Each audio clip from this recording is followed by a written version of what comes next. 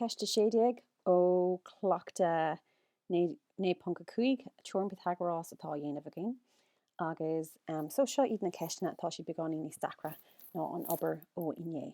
So an fibus mó a bhí na daoine de gná le ceist cosúla seo ná ní higann siad an ceist agus ní lesa chunas hosnú. But an chud is mó daoine nuair ecann sibh an ceist nuair higann sibh é an sin bíonn sibh an níos léir. So tarnítar lá cheorcail sláasa an tríntáin drean ilig. Okay, so tá an tríntáin seo drean ilach de bhór go bhfuil ilen nó go céimisteagain.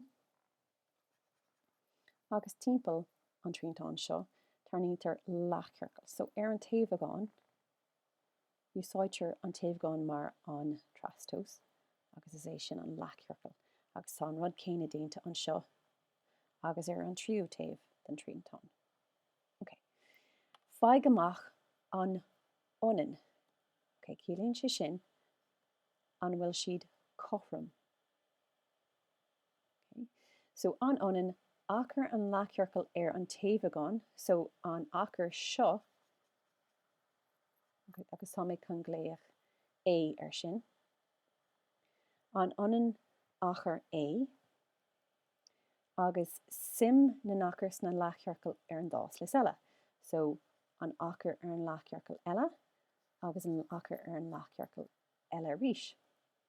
So tá mé chun gléach chun bí a gléachar seo agus si a gléachar sin. So tá mé ag iarg áil amach an bhfuil é cothrom le bí móda si. Okay, so sin an rud atá scríte go an seo. An bhfuil é cothrom le bí móda si. An bhfuil siad onan. An bhfuil siad cothrom. Okay, so sin an rud a cahamid a áil amach.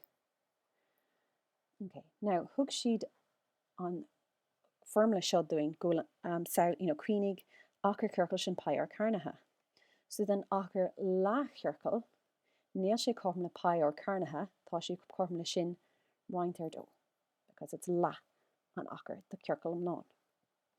So tá méid conné sin a úsáid agus achar A, B agus C a roinnt a riamh to brunner. So achar A is pi or carnatha haar dó. So an seo feic an seo níl an óir cothrom le 10, tá an óir cothrom le 5. Okay, so seo an trastos 10 agus tá an gath mar sin cothrom le 5. So cuireann tú é sin isteach an seo agus fáin tú pi fá 5 carnatha roinnt ar dó, is cothrom le 5 pi haar dó. Déanam rud cinenne le achar B agus le achar C. So you have pi fá 3 carnatha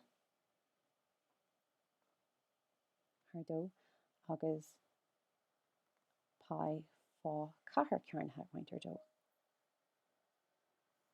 Agus an sin simig B agus C le chéile, cruisteach san órbhán é agus fecinn tú go bhfuil siad cothrom. Agus an sin is féidir leat rá is anhan. So sin ceist séideag.